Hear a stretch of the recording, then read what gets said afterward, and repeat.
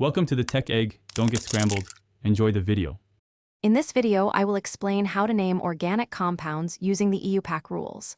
First, identify the longest continuous carbon chain, which forms the parent name.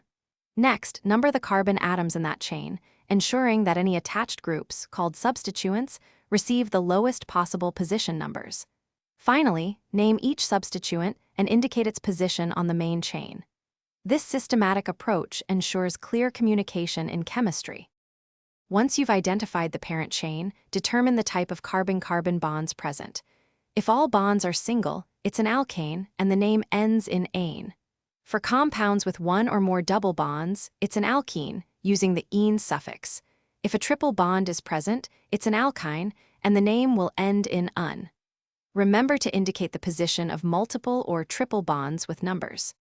Functional groups are crucial for naming. First, identify all present functional groups.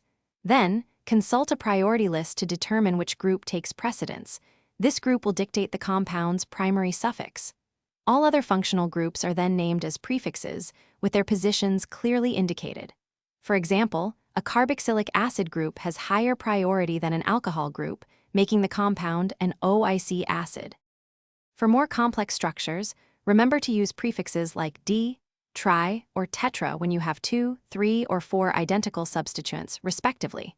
Always alphabetize the substituents when writing the full name, ignoring these numerical prefixes. This ensures a consistent and unambiguous name for every unique compound. Also, staying hydrated is key for focus, so check the description for a link to the Oala water bottle and other great deals.